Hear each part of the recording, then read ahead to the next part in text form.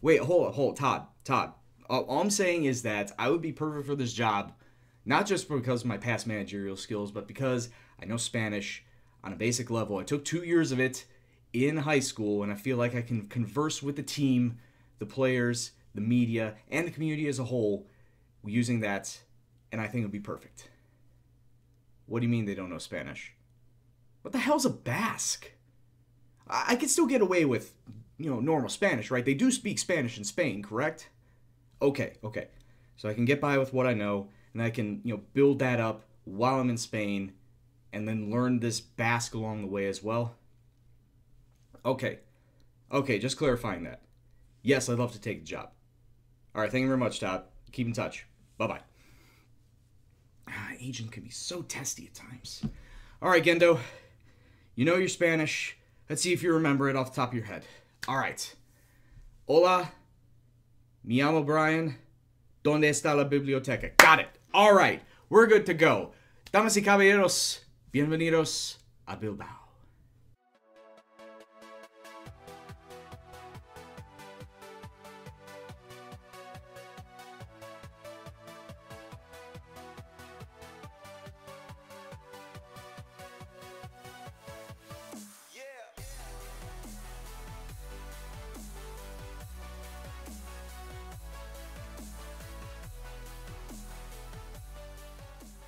What's up, peoples? It's Gendo here, and yes, we are starting a new series, and it's entitled The Basque Boys. And as you would have guessed, I'm taking over the club in Spain called Athletic Club de Bilbao. And the reasoning why I wanted to do this save was I'm a man of challenges. I've done many challenges in the past. I've done the British Steel, I've done the Pentagon / Hexagon, the Queen's Park Challenge when they were still at the bottom of the Scottish Football League, try and get them all the way up. But this one intrigued me because it has been participated in for quite a while now, but I don't really see it completed all the way through. And really the stated goals of this is to try and win everything possible domestically, continentally, and around the world. With Athletic Club de Bilbao, the major restriction in real life being that they only can use Basque nationality players. Now, if you don't know what Basque nationality is, it's a region in Spain that takes up the northern part, well, some of the northern part of Spain, and it does dip into the southwestern part of France. That is considered the Basque region. It's an autonomous region. It's got their own culture, I should say, its own language. But with Basque and Athletic Club de Bilbao in general, they have a self-imposed limit that they can only use players that are born, raised, or in family that grew up within the Basque region. And that's what really makes this a big challenge, because it extremely limits the amount of players that you can pick up. I think at last count, the Basque region, the greater Basque region, including France, has only about 2.5 million people. So I have a very small talent pool to try and bring into the club and turn this club into a world powerhouse. And, well, it's going to be taking a long time, especially with you likes of Atletico Madrid, Real Madrid, and Barcelona sitting ahead of me. 4th place might be fine for now, but if I can somehow break that top 3, we're going to be sitting pretty. Now, a bit of a brief history about Athletic Club. They were founded in 1898, and alongside with Barcelona and Real Madrid, they are just one of those 3 teams that have never been relegated out of the top flight of Spanish football. And granted, they have had a small player base to deal with to survive for almost 90 years at the top of Spanish football. That is an amazing feat, no matter how you slice it. They've also recently moved into a completely rebuilt, renovated stadium called the Nuevo San Mames. It was just built in 2013 and it's got a capacity of 53,332, making it the 7th largest stadium within Spain. Now, competitively, the heritage for this club has been a rather good one, but unfortunately, they have not won a single trophy since 1984, and in that year, they won themselves the domestic double by winning both La Liga and the Copa del Rey. But like I said, after that, they've come runner-up a couple times in both the Copa and La Liga, but they really haven't been challenging for a top 3 spot in a good decade. Now take a step back of what they've been doing domestically and all their shortcomings there, and take a look at what they've been doing continentally, and Athletic Club has been one of those consistent teams year after year after year, where they've been making the round of 16, the quarterfinals on a consistent basis. Hell, they even made the 2012 final of the Europa League, falling only to their countrymates Atletico Madrid. Now, as with all major Spanish clubs, Bilbao is no different, that they have themselves a plethora of feeder clubs and reserve clubs. As you can see right now, this is the main roster, but along the side, they have an under-19s team. They have Bilbao Athletic, which is their main B side, and then Athletic Club de Bilbao C, as you can see, is their third tier side. Now, getting to the main roster, let's take a look and showcase some of the main players that I'm going to be using the most out of the series and try to hang on to them the most. Now, the first player I'm going to highlight is, very strangely, the only non-Spaniard in this Basque team. His name is Aymeric Laporte, and he is, in fact, French.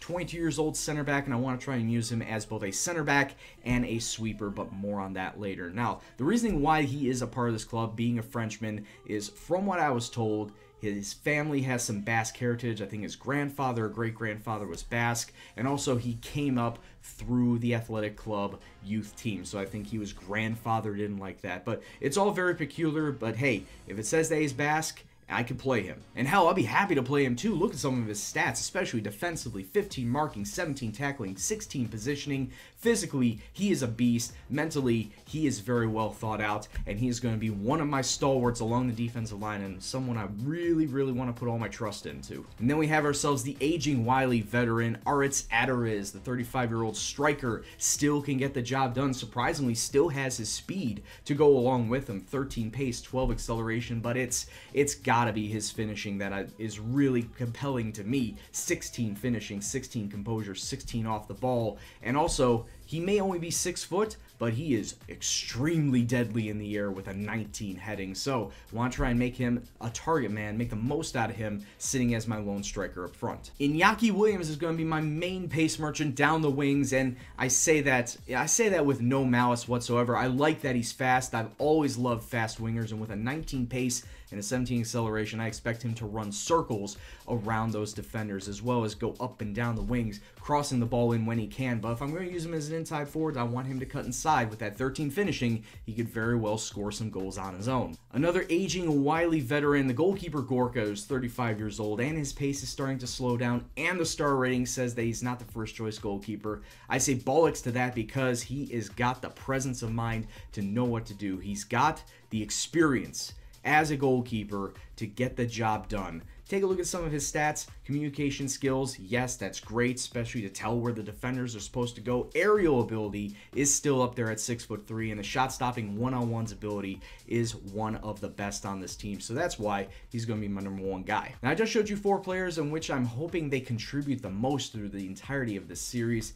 Now I'm showing you somebody that I'm looking to sell right off the bat. He's Oscar DeMarcos, 27 years old, can play primarily down the right side, though he is primarily a right back. Now, PSG is starting to look at him, and if I can possibly get about 20 million euros for him, he's currently valued just a tad under 14. If I can get 20, 25, and then turn that around and get somebody who can replace him, then I consider that a great sale. But yeah, as of right now, it does not look like Oscar DeMarcos is going to stay at this club for very much longer. He might not even make it past preseason. All remains to be seen. And no overview of Athletic Club de Bilbao is complete without looking at how Unai Lopez is coming along. And Unai Lopez is one of those youngsters here at Bilbao that I'm wanting to get back into the club as soon as possible. He is off on a season-long loan at Leganes. He starts the season off like that, so I can't recall him. But Unai Lopez, at 20 years old, looks to be a quality player either in the center or in the cam spot. And I'm going to try and utilize him wherever I can fit him when he comes back into the club. But yeah, Unai Lopez, hopefully he develops very well at Leganes and he doesn't get injured.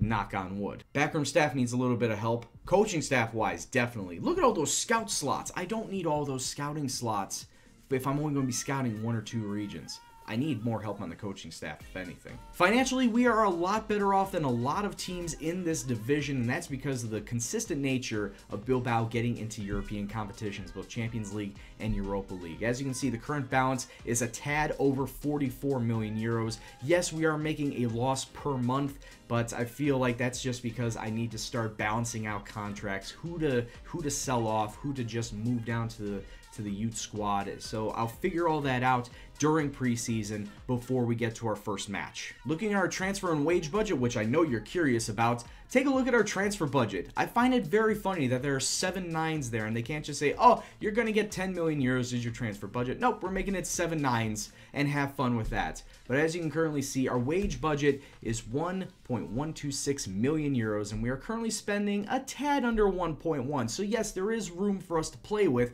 especially with that 10 million euro transfer budget that we can slide over whenever we possibly can. But yeah, we're under budget. We have a good, healthy bank balance. We got a good, healthy transfer wage budget. So yeah, I feel like if we need to build the squad up, like add a piece or two, we have the ability to do so.